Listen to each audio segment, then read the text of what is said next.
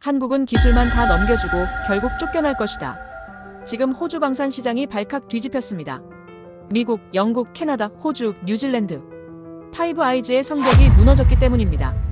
48년. 반세기 동안 외부인은 단 한 번도 발을 들여보지 못한 그들만의 조달 관행. 1조 2천억 원 규모의 거대 자주포 사업에서 당연히 미국의 승리를 확신했습니다. 그러나 최종 선택은 한국의 K9 썬더였습니다. 호주가 기술을 노릴 때 한국은 그 욕망을 미끼로 더 큰 판을 설계해 두었습니다. 동맹의 의리보다 무서운 한국의 치밀한 설계. 캔버라를 뒤흔든 그 진짜 이야기를 지금 시작합니다. 어디서 듣고 계신가요? 구독과 좋아요 잊지 마세요. 캔버라발 보도자료가 떴습니다. 호주 국방부 자주포 도입 사업 최종 후보 발표. 미국 M109A7과 한국 K9 썬더. 저는 런던 사무실 책상 앞에서 화면을 응시하며 손가락을 멈췄어요. 1조 2천억 원 규모, 40문 도입, 30년 운용 계약. 이건 단순한 무기 구매가 아니었습니다. 서방 질서의 판이 흔들리는 순간이었죠. 키보드 위에 올린 손가락이 떨렸습니다. 15년 경력에 이런 긴장은 처음이었어요. 저는 에단 로웰입니다. 영국 국방 전문 기자로 일하며 나토와 영연방 국가들의 방산 조달을 취재해왔죠.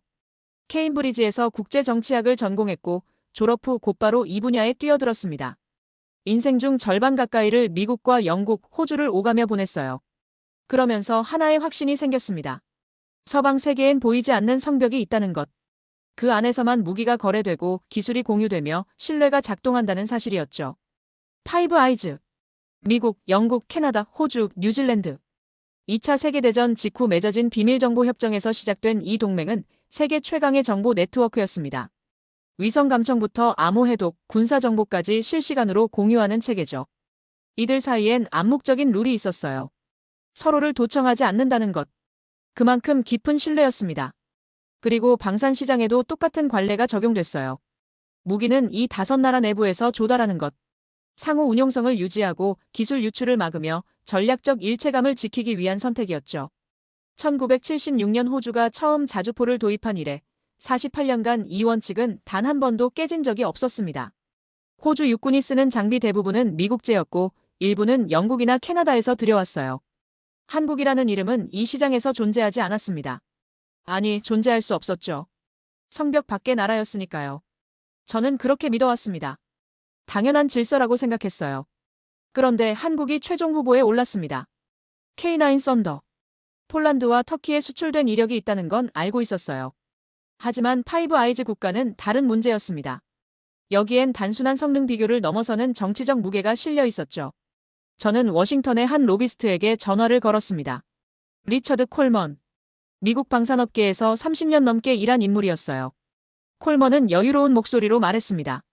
걱정할 필요 없다고, 결국 미국으로 돌아올 거라고요.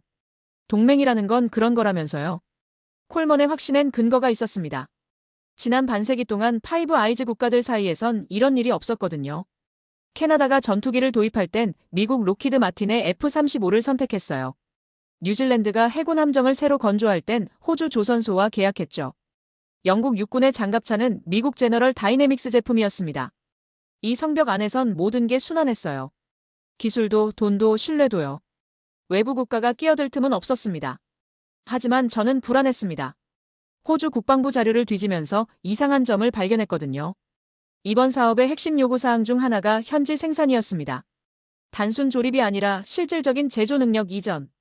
60% 이상의 부품을 호주 내에서 생산할 수 있어야 한다는 조건이었죠. 미국 방산업체들은 이런 요구에 익숙하지 않았어요. 완성품을 팔거나 기껏해야 조립 라인을 제공하는 게 전부였습니다. 하지만 한국은 달랐어요. 폴란드 계약에서 이미 현지 생산 방식을 적용했고 기술 이전에도 적극적이었습니다. 제 머릿속에서 경고음이 울렸습니다. 이건 단순한 장비 도입이 아니었어요. 호주는 뭔가 더 큰 걸 노리고 있었습니다. 자동차 산업이 무너진 뒤 빈 공장들이 즐비한 멜버른과 애들레이드. 1,500개 이상의 일자리가 사라진 제조업 공백. 호주 정부는 이번 계약을 산업 재건의 발판으로 삼으려는 게 분명했죠. 그렇다면 미국의 전통적인 방식으론 이길 수 없었습니다. 저는 펜을 들고 메모를 시작했습니다. 호주 빅토리아주 질롱 지역의 실업률. 제조업 종사자 수 변화 추이. 정부의 산업 재건 정책. 숫자들이 하나씩 모이면서 그림이 보이기 시작했어요. 호주는 무기를 사려는 게 아니었습니다. 공장을 다시 돌리고 싶었던 거죠. 일자리를 만들고 기술자를 양성하고 제조 생태계를 복원하려는 계획이었어요. 그렇다면 한국의 제안은 호주 입장에선 매력적일 수밖에 없었습니다. K9 썬더는 이미 전 세계 10개국 이상에 수출됐고 현지 생산 실적도 있었어요. 폴란드에선 크라브, 폴란드 하우비카라는 이름으로 자체 생산까지 했습니다. 기술 이전에 인색한 미국과 달리 한국은 파트너십을 제안했죠. 저는 노트북 화면을 응시하며 생각했습니다. 이건 성능 경쟁이 아니라 철학 대결이구나. 콜먼에게 다시 전화를 걸었습니다. 현지 생산 요구에 대해 미국 측은 어떻게 대응하고 있냐고 물었어요. 콜먼은 잠시 침묵하더니 말했습니다. 최종 조립은 호주에서 할 수 있다고 하지만 핵심 부품은 미국에서 공급할 거라고요. 그게 효율적이라면서요. 저는 전화를 끊고 한숨을 쉬었습니다. 콜먼은 여전히 이해하지 못하고 있었어요. 호주가 원하는 건 효율이 아니라 자립이라는 걸요. 저는 기사 제목을 타이핑했습니다. 이 계약은 자주포가 아니라 성벽의 방향을 정하는 선택입니다. 그리고 본문 첫 문장을 썼어요. 이건 장비 구매가 아니라 서방 질서의 시험대라고요. 48년간 지켜온 동맹 우선 조달 원칙이 처음으로 도전받는 순간이라고 적었습니다. 손가락이 키보드 위에서 멈췄어요. 과연 호주가 이 성벽을 무너뜨릴까요? 창밖으론 런던의 회색 하늘이 펼쳐져 있었습니다. 비가 내리기 시작했어요. 빗방울이 유리창을 타고 흘러내렸습니다. 저는 화면 속 두 개의 이름을 번갈아 봤어요. M109A7, K9 썬더. 하나는 48년 동맹의 무게를 짊어진 선택이었고 다른 하나는 새로운 가능성을 상징하는 도전이었습니다. 머릿속으론 이미 결론이 나 있었습니다. 미국이 이길 거라고요. 파이브 아이즈라는 성벽은 그렇게 쉽게 무너지지 않는다고 믿었어요. 한국은 좋은 제안을 했지만 결국 정치적 압박 앞에서 밀려날 거라고 생각했습니다. 워싱턴에서 전화 몇 통이면 충분할 테니까요. 캔버라의 국방부 관료들도 결국엔 동맹의 무게를 선택할 거라고 확신했죠. 하지만 제 확신한 편엔 작은 의구심이 자리 잡았습니다. 만약 한국이 선택된다면요? 만약 호주가 정말로 48년 관행을 깬다면요? 그건 단순한 계약 하나의 문제가 아니었습니다. 파이브 아이즈 성벽에 균열이 생기는 거였어요. 작지만 선명한 금. 그 틈으로 뭔가 새로운 것들이 흘러들어올 수도 있었죠. 저는 키보드에서 손을 떼고 커피잔을 들었습니다. 식어버린 커피가 씁쓸했어요. 발표는 일주일 뒤였습니다. 호주 국방부 획득 차관보 마이클 해리슨이 직접 나선다는 소식이었죠. 전직 공군 장교 출신인 해리슨은 55세의 실용주의자였습니다. 화려한 수사보다 숫자와 조건을 중시하는 스타일이었어요. 그가 어떤 선택을 발표할지 저는 알 수 없었습니다. 다만 한 가지는 확실했습니다. 이 선택이 무엇이든 앞으로 30년 동안 서방 방산 시장의 판도에 영향을 미칠 거라는 사실이요. 성벽이 유지되든 무너지든 이 순간은 역사에 기록될 분수령이었습니다. 저는 노트북 화면을 저장하고 창밖을 바라봤어요. 비는 계속 내리고 있었습니다. 일주일 뒤면 모든 게 밝혀질 거예요. 누가 감히 이 성벽을 뚫을 수 있을까요? 일주일이 지났습니다. 캔버라 국방부 청사 브리핑룸. 저는 런던 사무실에서 생중계 화면을 켜고 의자를 당겼어요. 오전 10시 정각. 마이클 해리슨이 단상에 올랐습니다. 회색 정장 차림의 해리슨은 평소처럼 담담한 표정이었어요. 손에 든 서류 한 장. 그게 전부였습니다. 카메라 플래시가 터졌고 기자석이 조용해졌죠. 해리슨은 마이클을 향해 몸을 기울였습니다. 첫 문장이 나왔어요. 호주 육군 자주포 도입 사업 선정 결과를 발표한다고요. 저는 숨을 참았습니다. 화면 속 해리슨의 입술이 움직였어요. 선정 기종. K9 썬더. 그 순간 제 손가락이 키보드 위에서 얼어붙었습니다. 브리핑룸이 순간 정지된 것처럼 보였어요. 기자들은 서로를 쳐다봤습니다. 호주 방송 기자는 메모를 멈췄고 미국 국방 전문지 특파원은 노트북 화면을 멍하니 바라봤어요. 로이터 통신 기자가 헤드셋을 벗어 책상에 내려놓는 모습이 보였습니다. 48년 만에 처음 벌어지는 일이었죠. 파이브 아이즈 국가가 동맹국이 아닌 제3국 무기를 선택한 겁니다. 저는 화면을 응시했습니다. 해리슨은 계속 말을 이어갔어요. 성능, 가격, 현지 생산 능력, 기술 이전 의지를 종합평가했다고요. K9 썬더가 모든 면에서 우수했다는 설명이었습니다. 그의 목소리엔 떨림이 없었어요. 미안함도 주저함도 보이지 않았습니다. 단지 합리적인 선택을 했다는 확신만 가득했죠. 제 머릿속이 복잡해졌습니다. 일주일 전 콜먼과 나눈 대화가 떠올랐어요. 동맹이라는 건 그런 거라던 그의 여유로운 목소리. 결국 미국으로 돌아올 거라던 확신. 하지만 호주는 달랐습니다. 동맹의 무게보다 조건을 선택했어요. 명분보다 실리를 택한 거죠. 해리슨이 질의응답 시간을 열었습니다. 미국 기자가 손을 들었어요. 동맹국과의 관계는 고려하지 않았냐는 질문이었습니다. 해리슨은 잠시 침묵했어요. 그리고 천천히 입을 열었습니다. 우리는 명분이 아니라 조건을 선택했다고요. 호주 육군에게 필요한 건 정치적 수사가 아니라 실전 능력이라면서요. K9 썬더가 그 요구를 가장 잘 충족시켰다는 답변이었습니다. 저는 키보드를 두드리기 시작했습니다. 기사 초안을 수정해야 했어요. 일주일 전 작성했던 제목을 지웠습니다. 새로운 제목을 썼죠. 48년 동맹 우선 조달, 첫 붕괴. 손가락이 빠르게 움직였습니다. 1976년 이래 처음으로 파이브 아이즈 성벽에 균열이 생겼다고 적었어요. 한국이라는 외부 국가가 이 견고한 성벽을 뚫은 거라고요. 브리핑이 끝났습니다. 화면 속 기자들이 우르르 나가는 모습이 보였어요. 저는 의자에 기댄 채 천장을 올려다봤습니다. 15년간 당연하다고 믿었던 질서가 무너진 순간이었어요. 파이브 아이즈라는 성벽은 절대적이지 않았습니다. 조건만 맞으면 얼마든지 뚫을 수 있는 벽이었죠. 전화벨이 울렸습니다. 워싱턴에서 걸려온 전화였어요. 리처드 콜먼이었습니다. 콜먼의 목소리는 일주일 전과 달랐어요. 여유가 사라지고 날카로움만 남아있었습니다. 어떻게 이런 일이 가능하냐고 물었어요. 저는 대답했습니다. 호주가 원한 건 무기가 아니라 공장이었다고요. 미국은 장비를 팔려 했고 한국은 파트너십을 제안했다고요. 콜먼은 한숨을 쉬었습니다. 캔버라에 압력이 있었을 거라고 말했어요. 정치적 결정일 뿐이라면서요. 저는 고개를 저었습니다. 전화 너머라 그가 볼 순 없었지만요. 이건 정치가 아니라 산업 논리라고 설명했어요.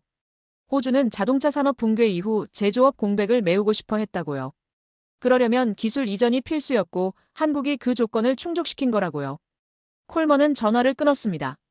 저는 수화기를 내려놓고 창밖을 바라봤어요. 런던의 하늘은 여전히 회색이었습니다. 비는 그쳤지만 구름은 걷히지 않았죠.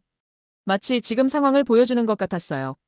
폭풍은 지나갔지만 앞으로 뭐가 올지 알 수 없는 상태. 저는 다시 기사로 돌아갔습니다. 해리슨의 발언을 정리했어요. 명분이 아니라 조건을 선택했다는 문장을 3번이나 읽었습니다. 이 한 문장이 모든 걸 담고 있었어요. 48년간 유지된 동맹 우선 원칙이 실리 앞에서 무너진 순간, 성벽보다 조건이 중요해진 시대였습니다. 노트북 화면 한쪽에 다른 기사들이 떠올랐습니다. 미국 방산 매체들의 반응이었어요. 호주의 놀라운 선택, 동맹 우선 원칙의 종말, 새로운 시대의 시작. 제목들은 모두 충격을 표현하고 있었어요. 누구도 이런 결과를 예상하지 못했던 겁니다. 저 역시 마찬가지였죠. 저는 기사를 마무리하며 생각했습니다. 이게 시작일까, 끝일까요? 한국의 K9 썬더가 호주에 도입되는 걸로 끝날까요? 아니면 더 큰 변화의 신호탄일까요? 파이브 아이즈 성벽에 생긴 이 균열이 점점 벌어질 수도 있었습니다. 다른 국가들도 같은 선택을 할 수 있었죠. 하지만 한편으론 의문이 들었습니다. 한국은 정말 이걸로 만족할까요? 사신문 수출, 1조 2천억 원 계약. 분명 큰 성과였어요. 하지만 호주가 요구한 건 현지 생산이었습니다.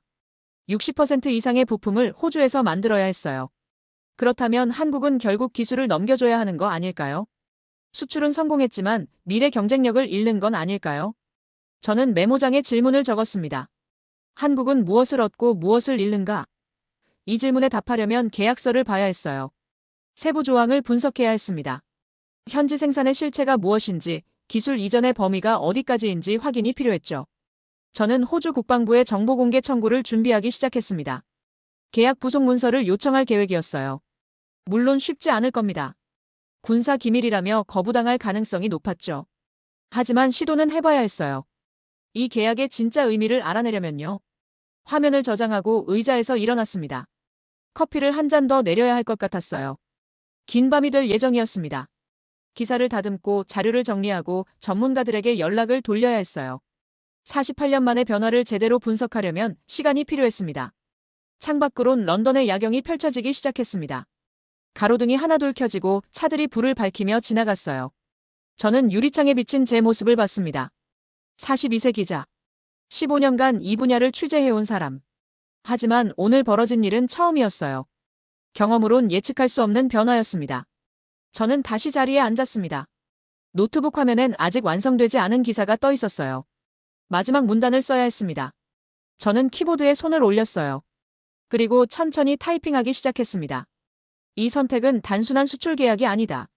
서방 질서의 변곡점이다. 성벽은 무너졌고 새로운 시대가 시작됐다.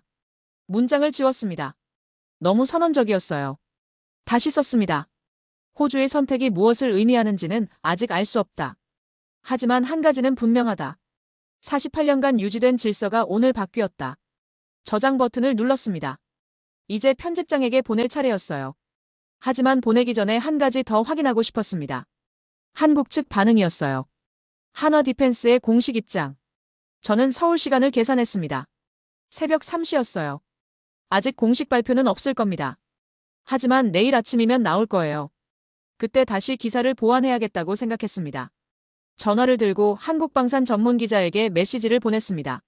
한화 측 반응이 나오면 연락 달라고요. 그리고 가능하면 계약 담당자 인터뷰를 부탁한다고 적었어요. 막준혁. 한화 글로벌 사업 총괄. 그 사람을 만나야 했습니다. 이 계약의 설계자를 직접 만나 물어봐야 했어요. 한국은 정말 무엇을 노리고 있는지. 메시지를 보내고 커피잔을 들었습니다. 식은 커피가 씁쓸했어요. 하지만 마셨습니다. 오늘 밤은 잠들 수 없을 것 같았거든요. 48년 만의 변화. 이 의미를 제대로 파악하려면 더 깊이 파고들어야 했습니다. 성벽이 무너진 건 맞아요. 하지만 그 뒤에 뭐가 있는지 저는 아직 몰랐습니다. 사흘 후 저는 마이클 해리슨과의 인터뷰를 성사시켰어요. 캔버라행 비행기에 몸을 실었습니다. 14시간 비행 끝에 도착한 호주 국방부 청사. 해리슨은 집무실에서 저를 맞았어요. 창밖으론 캔버라의 푸른 하늘이 펼쳐져 있었습니다. 런던의 회색 하늘과는 완전히 달랐죠. 해리슨은 커피를 권했고 저는 노트북을 펼치며 첫 질문을 던졌어요. 왜 K9 썬더였냐고요? 해리슨은 잠시 창밖을 바라보다 입을 열었습니다. 성능 때문만은 아니라고요. 그보다 더 중요한 게 있었다면서요. 저는 펜을 들고 기다렸습니다. 해리슨의 다음 말을 놓치고 싶지 않았어요. 현지 생산. 해리슨이 꺼낸 핵심 단어였습니다. 호주는 단순히 자주포 40문을 사려는 게 아니었어요. 제조 능력 자체를 들여오고 싶었던 겁니다. 60% 이상의 부품을 호주 내에서 생산할 수 있어야 한다는 조건. 이건 협상 카드가 아니라 필수 요구사항이었죠. 해리슨은 말했습니다. 우리에게 필요한 건 무기가 아니라 공장이라고요. 저는 메모를 하며 물었습니다. 미국은 왜 이 조건을 충족시키지 못했냐고요. 해리슨은 쓴웃음을 지었어요. 미국 방산업체들은 완성품 판매에 익숙하다고 말했습니다. 기술 이전은 최소화하고 핵심 부품은 본국에서 공급하는 방식이죠. 효율적일 순 있지만 호주가 원하는 건 그게 아니었어요. 저는 고개를 끄덕였습니다. 이해가 되기 시작했거든요. 해리슨이 책상 서랍에서 서류 한 묶음을 꺼냈습니다. 빅토리아주 제조업 통계 자료였어요. 2010년대 중반 이후 급격히 떨어진 고용 수치. 멜버른과 애들레이드의 빈 공장들. 자동차 산업이 무너진 뒤 남은 공백이었습니다. 해리슨은 손가락으로 숫자를 가리키며 말했어요. 1,500개 이상의 일자리가 사라졌다고요. 숙련 기술자들이 떠났고 제조 생태계가 붕괴했다고요. 포드가 떠났습니다. 2016년 멜버른 공장 폐쇄. 홀덴이 떠났어요. 2017년 애들레이드 공장 문을 닫았습니다. 도요타도 떠났죠. 같은 해 멜버른에서 철수했어요. 해리슨은 자료를 넘기며 설명했습니다. 60년 넘게 이어진 호주 자동차 산업이 3년 만에 완전히 사라졌다고요. 용접공, 조립공, 품질 검사원, 설계 엔지니어. 모두 일자리를 잃었다고 했어요. 저는 숫자를 보며 놀랐습니다. 직접 고용 4만 명. 간접 고용까지 합치면 15만 명 이상. 이들이 일순간에 직업을 잃었어요. 공장 부지는 텅 비었고 협력업체들은 연쇄도산했습니다. 해리슨은 말했어요. 이건 단순한 산업이동이 아니라 재앙이었다고요. 호주 제조업의 심장이 멈춘 거라고요. 저는 질문을 이어갔습니다. K9 썬더 계약이 이걸 어떻게 해결하냐고요. 해리슨은 명확하게 답했어요. 한화는 단순히 자주포를 파는 게 아니라 제조 시스템을 이전하겠다고 제안했다고요. 설계 데이터 접근 권한, 현지 인력 대규모 기술 훈련, 부품 생산 라인 구축. 이 모든 게 계약에 포함됐다고 했습니다. 저는 펜을 멈췄습니다. 이건 단순한 무기 구매가 아니었어요. 산업 재건 프로젝트였습니다. 호주는 자주포를 사는 동시에 제조업 기반을 되살리려 했던 거죠. 1조 2천억 원 계약에 진짜 의미가 보이기 시작했어요. 이건 국방 사업이자 경제 사업이었습니다. 해리슨은 계속 설명했습니다. 질롱 지역에 새로운 생산시설을 짓는다고요. 거기서 포탑 조립, 장갑 용접, 사격 통제 시스템 통합이 이루어진다고 했어요. 폴란드 모델을 참고했다면서요. 한화가 폴란드에서 했던 것처럼 호주에서도 같은 방식을 적용한다는 계획이었습니다. 저는 물었어요. 그럼 호주형 자주포가 나오는 거냐고요. 해리슨이 고개를 끄덕였습니다. 그게 목표라고 했어요. K9 썬더를 기반으로 하되 호주 육군의 요구에 맞춰 개량한 버전 KS9 헌츠맨이라는 이름까지 정해놨다고 했습니다. 저는 노트에 이름을 적었어요. KS9 헌츠맨. 호주가 노리는 건 단순 도입이 아니라 자립이었습니다. 저는 좀 더 깊이 파고들었습니다. 기술 이전의 범위를 물었어요. 어디까지 호주로 넘어오냐고요. 해리스는 잠시 망설이다 답했습니다. 설계도면 대부분은 공유된다고요. 제조 공정 매뉴얼도 제공받는다고 했어요. 현지 엔지니어들이 한국 기술자들과 함께 일하며 배운다고요. 2년간의 기술 훈련 프로그램이 계약에 포함됐다고 했습니다. 저는 놀랐습니다. 생각보다 훨씬 광범위한 이전이었어요. 단순 조립 수준이 아니라 설계 능력까지 넘어오는 구조였습니다. 해리스는 말했어요. 이번엔 공장만 남기는 게 아니라 기술까지 남겨야 한다고요. 과거처럼 조립 라인만 있다가 외국 업체가 떠나면 아무것도 남지 않는 일은 반복하지 않겠다고 했습니다. 해리슨의 목소리에 힘이 들어갔습니다. 자동차 산업이 떠날 때 호주는 무력했다고 했어요. 본사 결정에 따라 공장이 닫혔고 기술은 모두 가져갔죠. 남은 건 빈 건물과 실업자뿐이었습니다. 이번엔 달라야 한다고 해리슨은 강조했어요. 기술을 호주 땅에 뿌리내리게 해야 한다고요. 저는 메모를 하며 생각했습니다. 호주의 속내가 명확했어요. 이건 안보 사업에 탈을 쓴 산업 정책이었습니다. 자주포는 수단이고 진짜 목표는 제조업 재건이었죠.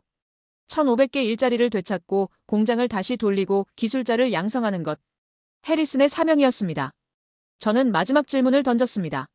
한국은 왜 이런 조건을 받아들였냐고요. 미국은 거부했는데 한국은 왜 수락했냐고요. 해리슨은 잠시 생각하다 답했어요. 한국 방식이 다르다고요. 미국은 판매자 입장이지만 한국은 파트너 입장이라고 했습니다. 그게 호주에게 더 매력적이었다고요. 인터뷰를 마치고 나왔습니다. 캔버라의 햇살이 따가웠어요. 저는 호텔로 돌아가는 택시 안에서 생각에 잠겼습니다. 호주의 속내를 봤어요. 산업 재건, 일자리 창출, 제조 능력 확보. 이 모든 게 진짜 목표였습니다. 자주포는 명분이었고 본질은 공장이었어요. 택시가 호텔 앞에 섰습니다. 저는 내려서 로비로 걸어 들어갔어요. 체크인을 하고 방으로 올라갔습니다. 노트북을 열고 오늘 인터뷰 내용을 정리하기 시작했어요. 호주의 요구는 명확했습니다. 60% 현지 생산, 설계 데이터 접근, 대규모 기술 훈련, KS9 헌츠맨이라는 호주형 자주포 개발. 저는 타이핑을 하며 문득 의문이 들었습니다. 한국은 정말 이 모든 걸 순순히 넘겨줄까요? 기술을 이전하면 경쟁자를 키우는 거 아닐까요? 호주가 자체 생산 능력을 갖추면 한국은 무엇을 얻는 걸까요? 1조 2천억 원의 계약금만 받고 끝일까요? 저는 고개를 저었습니다. 뭔가 빠진 게 있는 것 같았어요. 호주의 속내는 명확합니다. 하지만 한국의 속내는 아직 모르겠어요. 왜 이렇게까지 기술을 넘겨주는 걸까요? 단순히 수출 실적을 위해서일까요? 아니면 더 큰 계산이 있는 걸까요? 저는 침대에 앉아 창밖을 바라봤습니다. 캔버라의 저녁 하늘이 붉게 물들고 있었어요. 해가 지고 있었습니다. 저는 노트북을 다시 열고 기사 초안을 작성하기 시작했어요. 제목은 이렇게 정했습니다. 호주, 자주포 아닌 공장을 샀다. 본문 첫 문장을 썼습니다. 호주 국방부 획득 차관보 마이클 해리슨의 진짜 목표는 K9 썬더가 아니었다. 질롱의 빈 공장을 다시 돌리는 것, 1,500개 일자리를 되찾는 것, 그것이 이번 계약의 본질이다. 저장 버튼을 눌렀어요. 호주의 속내는 이제 명확했습니다. 하지만 제 취재는 끝나지 않았어요. 다음엔 한국으로 가야 했습니다. 박준혁을 만나야 했죠. 한화 글로벌 사업 총괄. 이 계약을 설계한 사람. 그에게 물어봐야 했어요. 한국은 무엇을 노리고 있는지, 기술을 넘겨주고 무엇을 얻는지. 저는 항공권 예약 사이트를 열었습니다. 서울행 티켓을 검색하기 시작했어요. 서울행 비행기는 다음 날 아침이었습니다. 저는 캔버라 호텔방에서 밤새 자료를 정리했어요. 해리슨 인터뷰 내용, 호주 제조업 통계, 계약 개요석. 노트북 화면 앞에 앉아 기사 초안을 다듬었습니다. 손가락이 키보드 위를 빠르게 움직였어요. 그러다 문득 멈췄습니다. 한 가지 생각이 머릿속을 파고들었거든요. 한국은 결국 당할 것이다. 저는 그렇게 확신했습니다. 60% 현지 생산, 설계 데이터 공유, 2년간 기술 훈련. 이 모든 조건을 받아들인 순간 한국은 이미 진 거예요. 수출은 성공했지만 미래를 팔아넘긴 겁니다. 저는 새로운 문서를 열고 분석 기사를 쓰기 시작했어요. 첫 문장을 타이핑했습니다. 한국은 수출을 택했고 결국 기술을 넘길 수밖에 없다. 제 손가락이 멈추지 않았어요. 논리가 명확했거든요. 호주는 거대한 시장이었습니다. 1조 2천억 원 계약, 40문의 자주포, 30년 운용 계획. 이런 조건 앞에서 한국이 거절할 수 있었을까요? 불가능했어요. 저는 국제방산 시장의 사례들을 떠올렸습니다. 중국이 러시아 전투기 기술을 들여왔던 일. 수호이 27을 라이선스 생산하다가 결국 자체 개발로 넘어간 J11. 러시아는 기술을 팔았고 중국은 그걸 토대로 독자 모델을 만들었어요. 이제 중국은 더 이상 러시아 전투기를 사지 않습니다. 한국도 똑같은 길을 걷는 거였어요. 저는 메모장에 적었습니다. 기술 이전의 함정. 단기적으론 수출 실적이지만 장기적으론 경쟁자 양성입니다.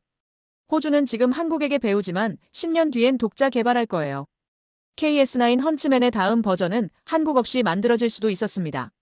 그때가 되면 한국은 시장을 잃는 거죠. 저는 계속 타이핑했습니다.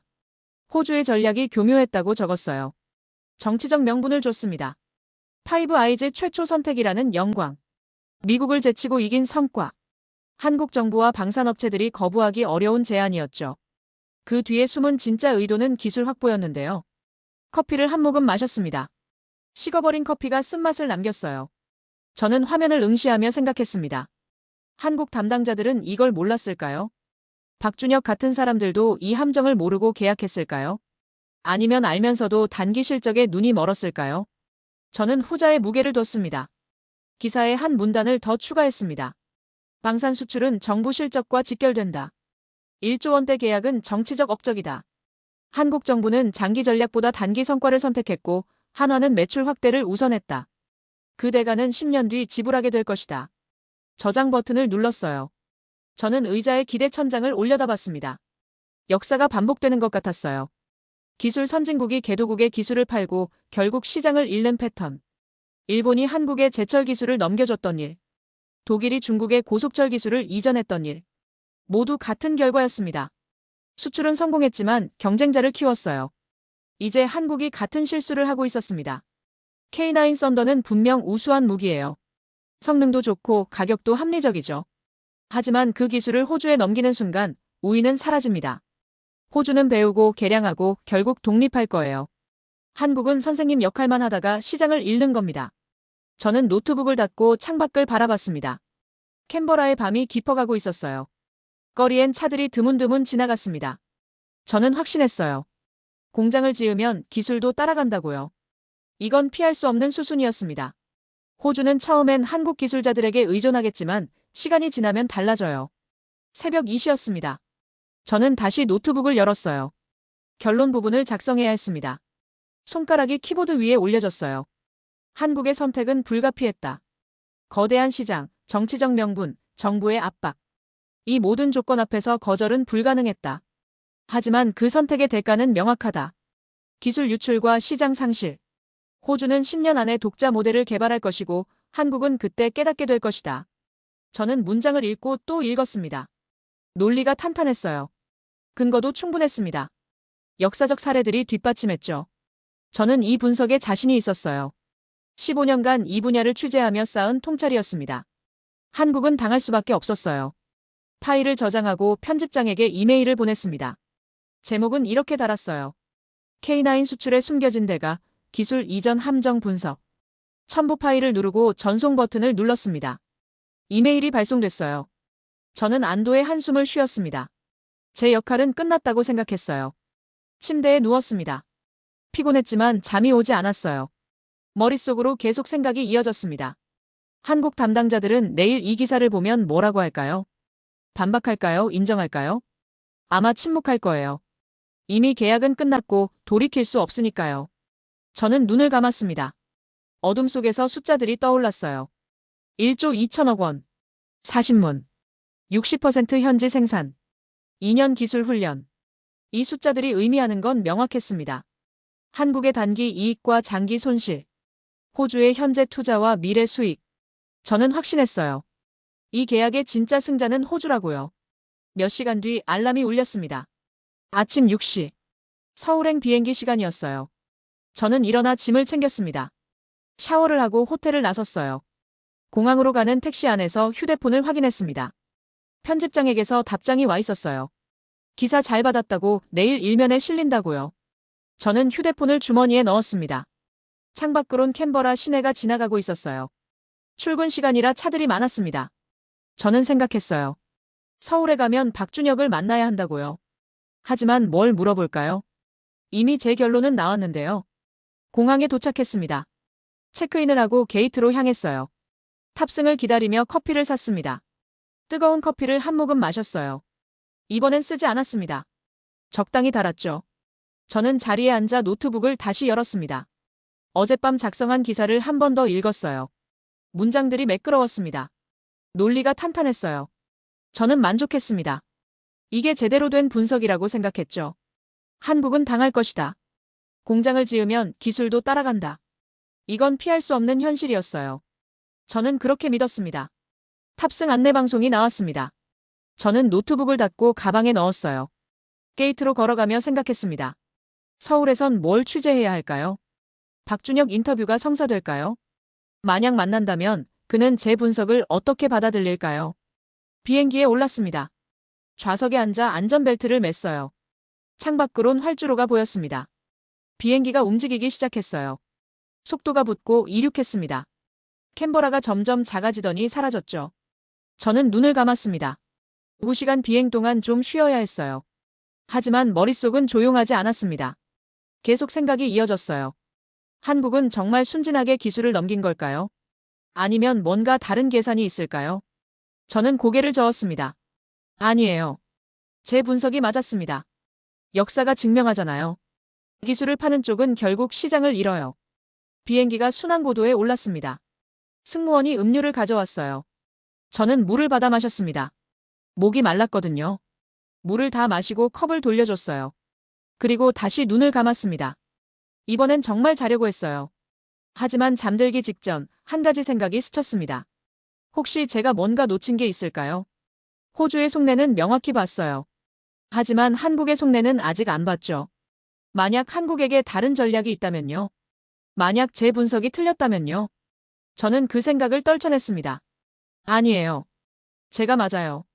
저는 그렇게 스스로를 납득시키고 잠에 빠져들었습니다. 오후 3시에 서울 인천공항에 도착했습니다. 저는 입국 심사를 마치고 짐을 찾은 뒤 택시를 타고 서울 시내로 향했어요. 호텔 체크인 후 노트북을 펼치고 박준혁 인터뷰 요청 이메일을 작성했어요. 한화글로벌 사업 총괄이자 이 계약의 설계자를 꼭 만나야 했습니다. 이메일을 보낸 뒤 호주 국방부가 공개한 계약 개요서를 다운로드해서 분석하기 시작했어요. 공개 정보라 세부 내용은 없었지만 부속 문서 목록만큼은 확인할 수 있었죠. 화면을 스크롤하며 항목들을 살펴보는데 기술 이전 범위, 현지 생산 일정, 품질 보증 조건, 유지 보수 계약 같은 일반적인 항목들 사이에서 한 가지 이상한 제목을 발견했습니다. 부록 3-7 소프트웨어 라이선스 및 업데이트 권한. 저는 즉시 호주 국방부 정보공개 담당자에게 이메일을 보냈어요. 부록 3-7 문서를 요청하면서 군사기밀이 아닌 이상 공개해달라고 적었습니다. 답장은 다음 날 올 테니 그 사이에 다른 자료를 뒤지기 시작했어요. 폴란드 계약 사례, 터키 계약 내용, 에스토니아 계약 구조를 찾아 비교 분석할 계획이었죠. 밤 10시가 넘어서도 커피를 주문하며 작업을 계속했는데 폴란드 계약서를 읽다가 중요한 구절을 발견했습니다. 사격 통제 시스템의 핵심 알고리즘은 한화가 보유하며 라이선스 생산 승인은 계약 갱신 시마다 재검토된다는 내용이었어요. 형광펜으로 그 부분을 표시하고 터키 계약도 확인했는데 거기서도 비슷한 패턴이 보였습니다. 엔진 제어 소프트웨어는 암호화되어 제공되며 업그레이드는 한화 승인 하에만 가능하다는 조항이었죠. 저는 메모장의 핵심 기술은 블랙박스라고 적으면서 제조 기술은 이전하지만 작동 원리는 숨긴다는 의미로 해석했습니다. 의자에 기대 천장을 올려다보며 생각에 잠겼어요. 뭔가 놓친 게 있었습니다. 어제 작성한 한국은 기술을 넘길 수밖에 없다는 결론이 정말 맞는 걸까요? 폴란드와 터키 사례를 보면 한국은 핵심을 단단히 지키고 있었는데 호주 계약도 같은 구조일까요? 다음 날 아침 이메일을 확인하니 호주 국방부에서 답장이 와 있었어요. 부록 3-7은 기술 기밀 조항이 포함되어 비공개지만 요약본은 제공할 수 있다는 내용과 함께 PDF 3페이지가 첨부되어 있었습니다. 저는 숨을 죽이고 읽기 시작했어요. 첫 페이지의 사격 통제 소프트웨어 라이선스 항목에는 KS9 헌츠맨에 탑재되는 사격 통제 시스템이 K9 썬더 기반이면 핵심 알고리즘은 암호화 모듈로 보호되고 소스 코드는 이전되지 않는다고 명시되어 있었습니다. 형광펜을 들고 암호화 모듈 부분을 표시했어요. 이게 핵심이었죠. 두 번째 페이지의 엔진 제어 시스템 업데이트 권한 조항은 더 놀라웠습니다. KS9의 엔진 제어 알고리즘은 원격 업데이트 방식을 채택하며 업데이트는 한화 서버를 통해서만 가능하고 호주 측은 독자적 수정이 불가능하다는 내용이었어요. 펜을 멈추고 다시 읽었습니다. 원격 업데이트라는 건 결국 통제권을 의미하는 거였죠. 세 번째 페이지는 업그레이드 승인권에 관한 내용이었는데 KS9의 모든 성능 개량 및 무장 업그레이드는 한화의 기술 승인을 필요로 하며 호주가 독자적으로 개조할 경우 품질 보증 및 기술 지원이 중단된다고 적혀 있었습니다. 화면을 응시하며 이해했어요. 승인권, 한국이 열쇠를 쥐고 있었던 겁니다. 노트북에서 손을 떼고 창밖을 바라봤는데 서울 시내의 고층 빌딩들 사이로 차들이 오가는 모습이 보였습니다. 제 머릿속이 복잡해지기 시작했어요. 어제까지만 해도 한국은 기술을 넘기고 당한다고 확신했는데 이 문서는 완전히 다른 이야기를 하고 있었습니다. 다시 문서로 돌아가서 부록 3-8의 부품 공급 계약 항목을 확인했습니다. 특수 강제는 한국에서만 공급되며 포신 제작용 고강도 합금은 한화 독점 공급, 정밀 유압 부품은 한국 협력사 전용 납품이라고 명시되어 있었어요. 메모장의 핵심 부품은 한국이 통제라고 적었습니다.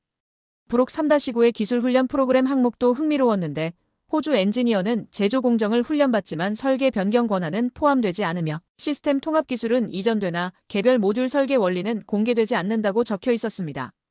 형광펜으로 표시하며 중얼거렸어요. 제조는 배우지만 설계는 못 배운다. 의자에서 일어나 방안을 걸어다니며 생각을 정리했습니다.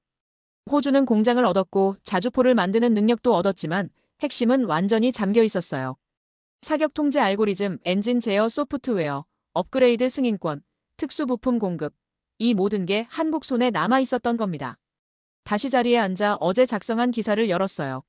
한국은 수출을 택했고 결국 기술을 넘길 수밖에 없다는 문장을 읽고 또 읽었는데 완전히 틀린 분석이었습니다. 한국은 기술을 넘기지 않았어요. 제조 능력만 넘겼을 뿐이었죠. 새 문서를 열고 수정 기사를 쓰려 했지만 손가락이 움직이지 않았습니다. 어떻게 써야 할지 몰랐고 제 확신이 흔들리고 있었어요. 15년간 쌓아온 분석 틀이 무너지는 느낌이었습니다. 전화를 들고 런던 편집장에게 걸었는데 새벽 시간이라 졸린 목소리로 받았습니다. 어제 보낸 기사를 보류해달라고 부탁하며 추가 취재가 필요하다고 설명했어요. 편집장이 무슨 일이냐고 묻자 계약 구조가 생각과 다르고 한국이 기술을 넘긴 게 아니라 통제권을 유지하고 있다고 답했습니다. 잠시 침묵하던 편집장은 확실히 확인하고 다시 연락하라며 전화를 끊었어요. 노트북 화면에는 부록 문서들이 열려 있었는데 암호화 모듈, 원격 업데이트, 승인권, 독점 공급 같은 단어들이 눈에 들어왔습니다. 이건 완전한 기술 이전이 아니라 부분적 기술 이전이었어요. 하지만 왜 한국은 이렇게 설계했을까요? 단순히 기술 보호 때문일까요? 아니면 더 큰 의도가 있는 걸까요? 이메일을 다시 확인했더니 한화 측에서 답장이 와 있었는데 박준혁 총괄은 해외 출장 중이라 다음 주에 귀국한다며 인터뷰는 그때 가능하다고 했습니다. 한숨을 쉬며 일주일을 더 기다려야 한다는 사실을 받아들였어요. 그동안 할 수 있는 일을 찾아서 방산연구소 분석가, 전직 방사청 관계자, 대학 교수 같은 다른 전문가들을 만나기로 하고 연락처 목록을 열어 이메일을 보내기 시작했습니다. 저녁이 되어 호텔방에서 나와 거리를 걸었는데 서울 시내의 불빛들이 환하게 빛나고 사람들과 차들이 오가는 모습을 보며 생각에 잠겼습니다. 제가 뭘 놓쳤을까요? 왜 이 조항들을 처음부터 보지 못했을까요? 호텔로 돌아와 방에 들어가 노트북을 다시 열고 부록 문서들을 정리해서 표로 만들었어요. 왼쪽엔 이전되는 것들로 제조 공정, 조립 기술, 품질 관리를 적었고 오른쪽엔 이전되지 않는 것들로 핵심 알고리즘, 설계 권한, 업그레이드, 승인권, 특수 부품을 정리했습니다. 표를 완성하고 바라보니 균형이 보였는데 한국은 주고 안 준 게 명확히 구분돼 있었어요. 이건 우연이 아니라 치밀한 설계였습니다. 그렇다면 왜일까요? 왜 이렇게까지 계산했을까요? 메모장에 왜 핵심은 잠겨 있는가라는 질문을 적으며 이 질문에 답하려면 더 깊이 파고들어야 한다고 생각했어요. 단순히 기술 보호 차원이 아닐 수 있었고 더 큰 전략이 숨어 있을 수도 있었죠. 침대에 누워 눈을 감았지만 머릿속은 복잡했습니다. 어제까지 확신했던 것들이 흔들리고 있었어요. 한국은 당한다는 제 분석이 틀렸다면 진실은 뭘까요? 한국은 정말 무엇을 노리고 있는 걸까요? 잠들기 전 마지막 생각이 스쳤는데 이건 생각보다 훨씬 복잡한 게임이고 저는 겉만 봤을 뿐 속은 아직 보지 못했다는 깨달음이었습니다. 박준혁을 만나야 해요. 일주일 뒤면 진실을 알 수 있을 거라고 생각하며 잠에 빠져들었습니다. 일주일이 흘렀습니다. 그 사이 저는 서울에서 3명의 전문가를 만났는데 방산연구소 수석 연구원은 계약 구조를 보더니 고개를 끄덕이며 한국이 플랫폼 전략을 쓰고 있다고 말했어요. 전직 방사청 국장은 이게 단순 수출이 아니라 생태계 구축이라고 설명했고 서울대 국제정치학 교수는 이 계약이 파이브 아이즈 내부로 들어가는 트로이 목마 같다는 흥미로운 비유를 들었습니다. 그 말을 듣는 순간 뭔가 번쩍이는 게 있었어요. 드디어 박준혁과의 인터뷰 날이 왔습니다. 한화 본사가 있는 서울 여의도로 향했는데 고층 빌딩 회의실에서 박준혁을 만났어요. 48세, 공학 박사 출신답게 절제된 말투와 날카로운 눈빛을 가진 사람이었습니다. 악수를 나누고 자리에 앉자마자 저는 노트북을 펼치며 단도직입적으로 물었어요. 호주 계약의 핵심 조항들, 특히 암호화 모듈과 업그레이드 승인권에 대해 설명해달라고요. 박준혁은 잠시 침묵하더니 천천히 입을 열었습니다.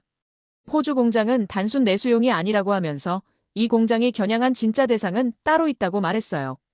저는 펜을 들고 기다렸는데 박준혁은 창밖을 바라보며 말을 이었습니다. 뉴질랜드 육군이 현재 낡은 자주포 교체를 검토 중이고 캐나다 육군도 3년 내 자주포 도입 사업을 시작할 예정이며 영국 육군 역시 차기 자주포 사업에서 기존 모델의 후속을 논의하고 있다는 거예요. 저는 메모를 멈추고 박준혁을 바라봤습니다. 그게 호주 공장과 무슨 관계냐고 묻자 박준혁은 미소를 지으며 핵심을 짚어줬어요. 만약 뉴질랜드나 캐나다가 자주포를 도입한다면 파이브 아이즈 국가인 호주에서 생산된 KS9 헌츠맨을 선택하는 게 정치적으로 훨씬 부담이 적다는 겁니다. 한국에서 직접 수입하는 것보다 호주산 자주포를 사는 게 의회 설득도 쉽고 여론 반발도 적으며 동맹 내 조달이라는 명분도 유지할 수 있다는 설명이었죠. 제 머릿속에서 퍼즐 조각들이 맞춰지기 시작했습니다. 호주 공장은 단순히 호주군 40문을 만드는 게 아니라 파이브 아이즈 전체를 겨냥한 생산 거점이었던 거예요. 호주 생산이라는 타이틀을 달면 뉴질랜드, 캐나다, 심지어 영국까지 정치적 장벽 없이 판매할 수 있었습니다.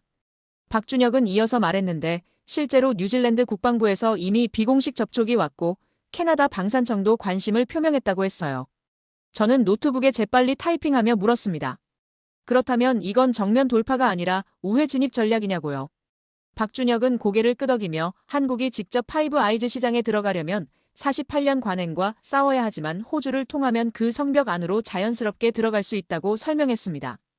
호주 공장에서 만든 KS9은 겉으로는 호주 제품이지만 핵심 기술 플랫폼은 여전히 K9 썬더 기반이고 모든 업그레이드와 개량 권한은 한국이 보유한다는 거였어요. 저는 잠시 생각에 잠겼다가 질문을 던졌습니다. 그럼 결국 이 나라들은 한국 기술 생태계 안에 들어오는 거냐고요. 박준혁은 정확히 그렇다고 답하며 이게 바로 플랫폼 전략의 핵심이라고 강조했어요. 애플이 아이폰을 파는 게 아니라 iOS 생태계를 파는 것처럼 한국은 자주포를 파는 게 아니라 K9 플랫폼 생태계를 파는 거라면서요. 한번 들어오면 시스템 전체가 연동되기 때문에 쉽게 벗어날 수 없다는 설명이었습니다. 저는 이전에 발견했던 이상한 조항들이 이제야 이해됐어요. 암호화 모듈, 원격 업데이트, 업그레이드 승인권, 특수 부품 독점 공급, 이 모든 게 생태계에 묶어두기 위한 장치였던 겁니다. 박준혁에게 물었어요. 그럼 호주는 자립을 원했지만 실제로는 한국 플랫폼에 종속되는 거 아니냐고요. 박준혁은 잠시 말을 멈추고 커피를 한 모금 마신 뒤 신중하게 답했습니다. 종속이라는 표현은 적절하지 않고 상호 의존 관계라고 봐야 한다면서 호주는 제조 능력과 일자리를 얻었고 한국은 시장 접근권을 얻었으며 양쪽 모두 이익을 본다는 설명이었어요. 다만 핵심 설계 방향과 업그레이드 권한은 한국 서울에 남아있다는 건 명확히 했습니다. 저는 메모를 정리하며 다음 질문을 준비했습니다. 영국은 어떻게 보냐고 물었는데 박준혁은 영국이 가장 어려운 시장이라고 인정했어요. 영국은 미국과의 관계가 특별하고 자체 방산 산업도 강하며 자존심도 있기 때문에 직접 진입은 거의 불가능하다는 거였죠. 하지만 만약 캐나다와 뉴질랜드가 KS9을 선택한다면 영국도 파이브 아이즈 내 표준화 압력을 받을 수 있고 호주산이라는 명분이 있으면 정치적 부담이 줄어든다고 설명했습니다. 저는 펜을 놓고 깊게 생각했습니다. 이건 단계적 포위 전략이었어요.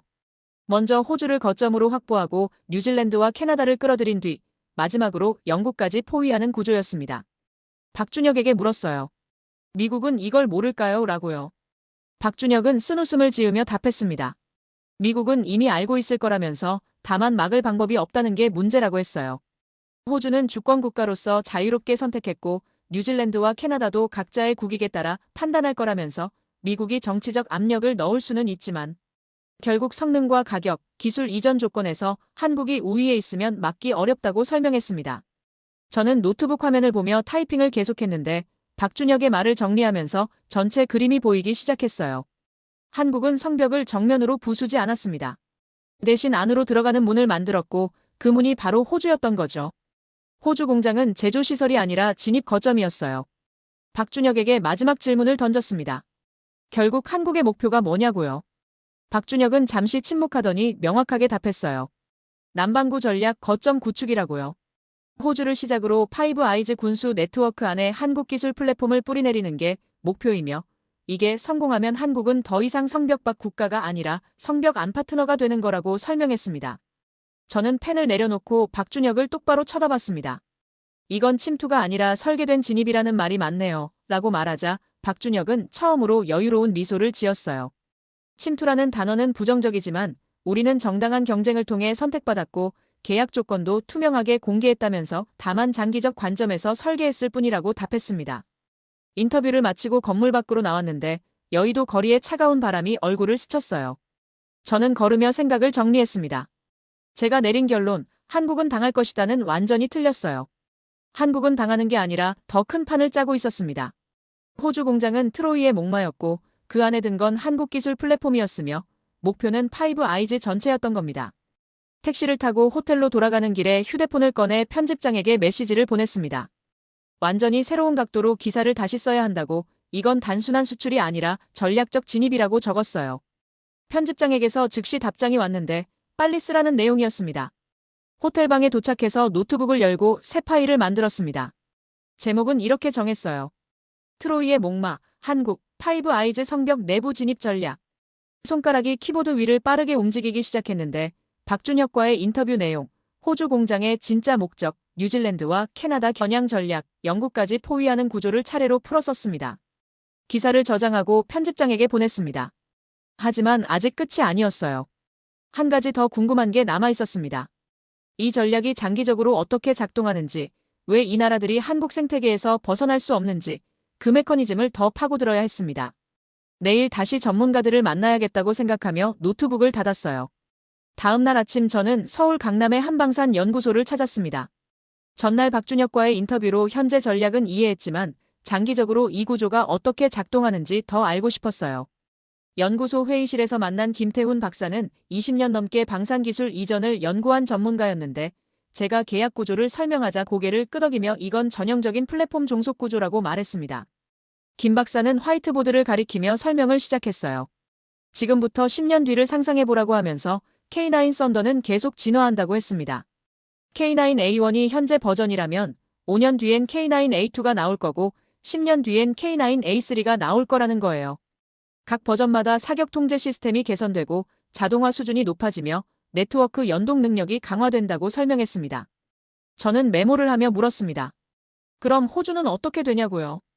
김 박사는 바로 그게 핵심이라며 호주가 KS9 헌츠맨을 운용하다 보면 다른 국가들이 최신 버전을 쓰는 걸 보게 될 거라고 했어요. 폴란드가 K9A2로 업그레이드하고 터키가 새로운 사격 통제 시스템을 도입하면 호주도 뒤처지고 싶지 않을 거라는 설명이었습니다. 저는 고개를 끄덕이며 이해했습니다. 하지만 호주는 자체 생산 능력이 있지 않냐고 반문했는데 김 박사는 그게 바로 함정이라고 답했어요. 호주는 제조는 할 수 있지만 설계는 못한다면서 계약서에 명시된 대로 모든 업그레이드는 한화의 기술 승인이 필요하고 최신 소프트웨어는 암호화되어 있어서 호주가 독자적으로 개량할 수 없다는 겁니다. 저는 펜을 멈추고 생각했습니다. 그렇다면 호주는 업그레이드를 원할 때마다 한국에 요청해야 한다는 거네요. 김 박사는 정확히 그렇다며 업그레이드 패키지를 구매하는 것도 비용이지만 더 중요한 건 선택권이 없다는 거라고 강조했어요.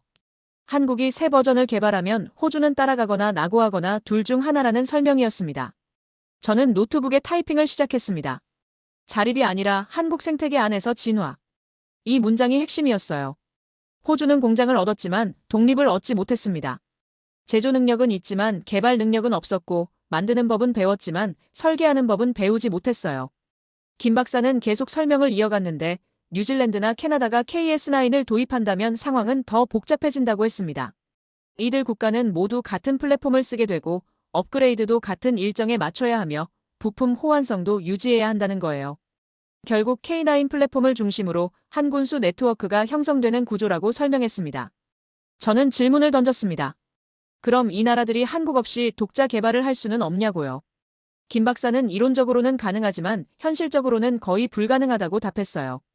첫째, 핵심 알고리즘이 암호화되어 있어서 역설계가 어렵고, 둘째, 특수 부품이 한국 독점 공급이라 대체 공급망을 구축하기 어우며, 셋째, 독자 개발에 드는 비용과 시간을 고려하면 그냥 한국 버전을 따라가는 게 훨씬 합리적이라는 설명이었습니다. 저는 의자에 기대며 깊게 생각했습니다. 이건 의존성의 역전이었어요.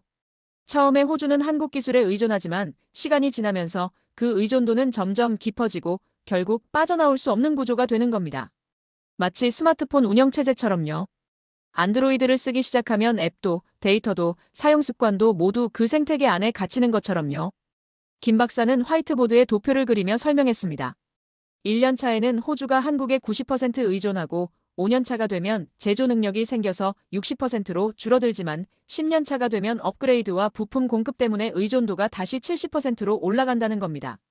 자립도는 높아지는 것처럼 보이지만 실제로는 더 깊이 통합되는 구조라고 설명했어요. 저는 메모를 계속하며 물었습니다. 호주는 이걸 알고 계약했을까요?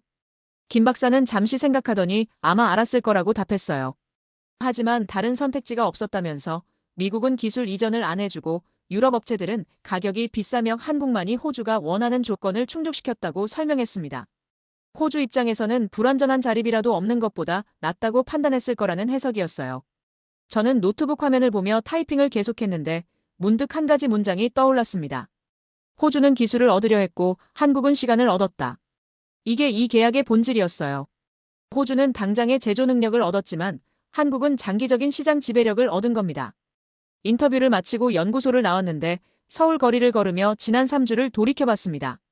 런던에서 한국은 당할 것이다라고 확신했던 제가 얼마나 오만했는지 깨달았어요. 캔버라에서 호주의 속내를 봤을 때는 한국이 순진하게 기술을 넘긴다고 생각했고 서울에서 계약 조항을 발견했을 때는 뭔가 이상하다고 느꼈지만 전체 그림은 보지 못했습니다. 하지만 이제는 알겠어요. 한국은 처음부터 긴 게임을 하고 있었습니다. 10년, 20년, 30년을 내다보며 설계한 구조였고 호주는 그 구조의 첫 번째 조각이었어요. 뉴질랜드, 캐나다, 영국이 따라온다면 파이브 아이즈 전체가 K9 플랫폼 생태계 안으로 들어오는 겁니다. 호텔로 돌아와 노트북을 열고 기사를 수정하기 시작했습니다. 어제 작성한 트로이의 목마 기사에 이어지는 후속 기사였는데 제목은 의존성의 역전, 자립의 환상과 생태계의 함정으로 정했어요. 손가락이 키보드 위를 빠르게 움직였습니다. 첫 문단을 썼습니다. 호주는 자립을 꿈꿨다. 하지만 얻은 건 새로운 형태의 의존이었다. 공장은 호주에 있지만 설계는 서울에 있다. 자주포를 만들 순 있지만 진화 방향은 정할 수 없다. 이것이 21세기 기술 종속의 새로운 모습이다. 저는 계속 타이핑했습니다. 김태훈 박사와의 인터뷰 내용, 10년 뒤 시나리오, 업그레이드 의존성, 플랫폼 생태계 구조를 차례로 풀어 썼어요. 손가락이 멈추지 않았는데 마지막 문단을 쓸 때가 되자 잠시 망설여졌습니다. 어떻게 마무리해야 할까요? 한국을 비난해야 할까요? 아니면 영리한 전략이라고 칭찬해야 할까요? 저는 둘 다 아니라고 생각했어요. 이건 비난도 칭찬도 아니라 현실이었습니다. 21세기 방산 시장의 새로운 규칙이었고 한국은 그 규칙을 먼저 이해한 거였어요. 저는 마지막 문단을 이렇게 썼습니다. 호주는 기술을 얻으려 했고 한국은 시간을 얻었다. 10년 뒤 누가 더 많은 것을 얻었는지 판단할 수 있을 것이다. 하지만 한 가지는 분명하다. 이 계약은 단순한 무기 거래가 아니라 30년을 내다본 생태계 설계였다. 저장 버튼을 누르고 편집장에게 파일을 보냈습니다. 시계를 보니 밤 10시였어요. 창밖을 바라보니 서울의 야경이 펼쳐져 있었는데 불빛들이 반짝이는 모습을 보며 생각했습니다. 내일이면 런던으로 돌아가야 해요.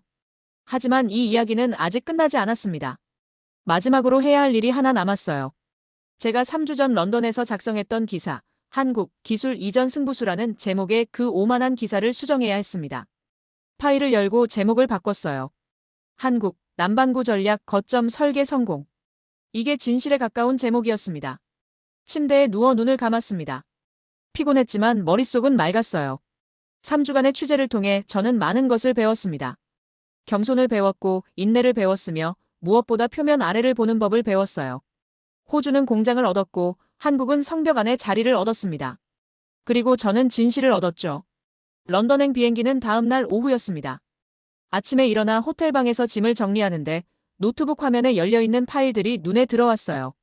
3주 전 캔버라에서 작성한 기사, 서울에서 수정한 기사, 어제 완성한 최종 기사. 3개의 파일이 나란히 놓여 있었는데 제목들을 비교하며 쓴웃음이 나왔습니다. 첫 번째 파일을 열었습니다. 한국 기술 이전 승부수, 거대 시장 앞에 무릎 꿇다. 3주 전 제가 확신에 차서 작성한 제목이었어요.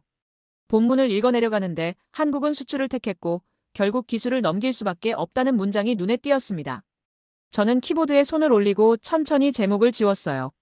그리고 새로운 제목을 입력했습니다. 한국 남반구 전략 거점 설계 성공. 같은 계약을 보고도 정반대의 결론을 내렸던 저 자신이 부끄러웠습니다.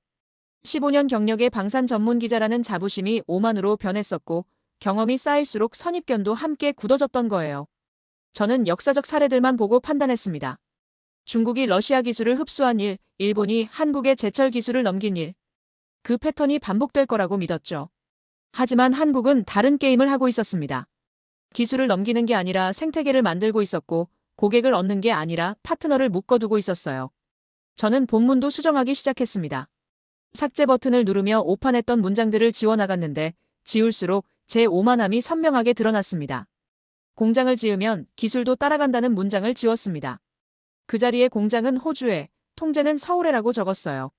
한국은 단기 실적에 눈이 멀었다는 문장도 삭제했습니다. 대신 한국은 30년을 내다봤다고 썼습니다. 하나씩 수정하면서 깨달았어요. 제가 틀린 건 정보가 부족해서가 아니라 관점이 좁았기 때문이었다는 걸요. 파일을 저장하고 편집장에게 이메일을 썼습니다. 3주 전 보낸 기사를 폐기해달라고 요청하며 완전히 새로운 시각으로 작성한 시리즈물로 대체하겠다고 적었어요. 3부작으로 구성할 계획이라고 설명했습니다. 1부 트로이의 목마, 파이브 아이즈 내부 진입 전략, 2부 의존성의 역전 생태계의 함정, 3부 성벽 안의 자리, 48년 질서의 재편. 이메일을 보내고 나서 창밖을 바라봤는데 서울의 아침 풍경이 펼쳐져 있었습니다. 출근하는 사람들, 달리는 차들, 움직이는 도시. 저는 생각했어요. 이 도시 어딘가에 박준혁 같은 사람들이 있고 그들은 지금도 다음 10년, 20년을 설계하고 있을 거라고요.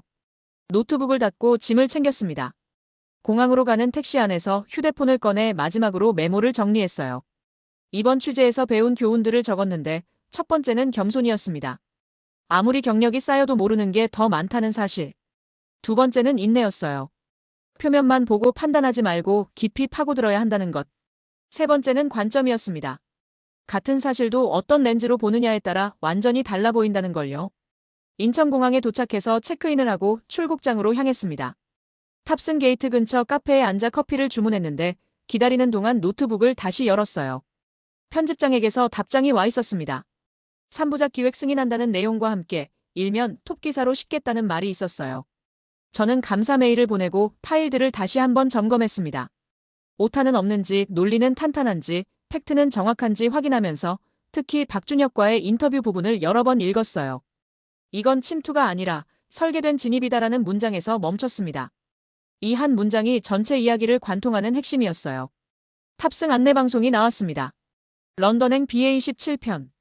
저는 노트북을 가방에 넣고 게이트로 걸어갔는데 줄을 서서 기다리면서 지난 3주를 되돌아봤습니다.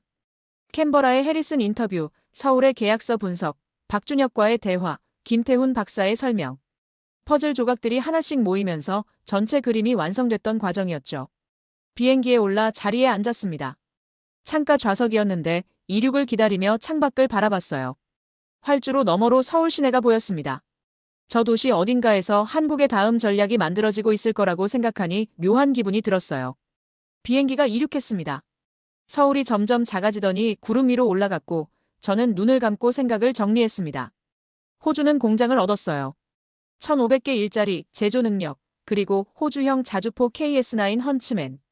분명한 성과였습니다. 하지만 한국은 더 많은 걸 얻었어요. 파이브 아이즈 내부로 들어가는 발판, 남반구 전략 거점, 그리고 30년을 내다본 생태계 구조. 승무원이 음료를 가져왔는데 커피를 받아 천천히 마시며 생각했습니다. 미국은 이 변화를 어떻게 받아들일까요? 48년간 유지된 파이브 아이즈 조달 관행이 무너진 걸 그냥 지켜볼까요? 아니면 반격을 시도할까요? 그건 제가 알 수 없는 미래였어요. 노트북을 다시 꺼내 마지막 정리 작업을 시작했습니다. 3부작 기사의 결론 부분을 다듬었는데 어떻게 끝맺어야 할지 고민이 됐습니다. 한국의 승리라고 써야 할까요? 호주의 선택이라고 써야 할까요? 저는 둘 다 아니라고 판단했어요. 마지막 문단을 이렇게 썼습니다.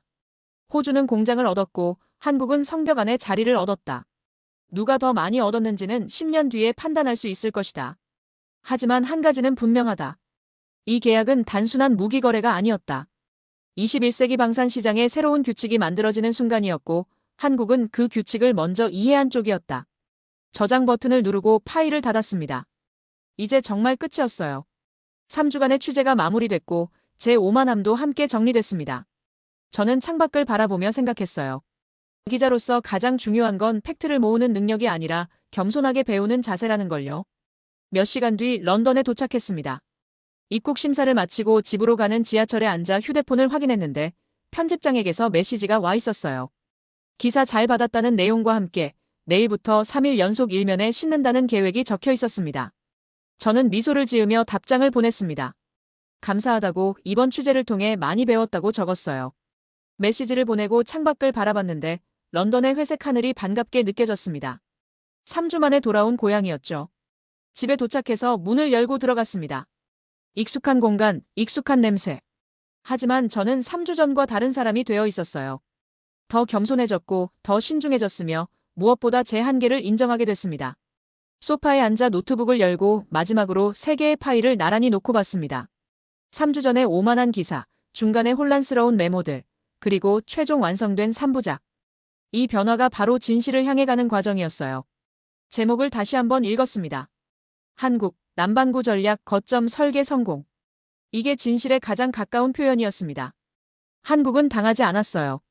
오히려 더 큰 판을 짜고 있었고 호주는 그 판의 첫 번째 조각이었으며 파이브 아이즈 전체가 다음 타겟이었습니다.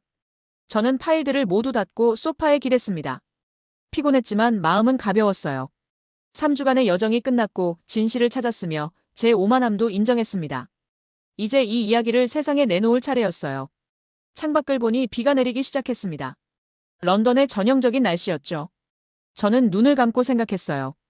호주는 공장을 얻었고 한국은 성벽 안에 자리를 얻었습니다. 그리고 저는 진실과 겸손을 얻었어요. 이게 이 계약이 남긴 진짜 의미였습니다.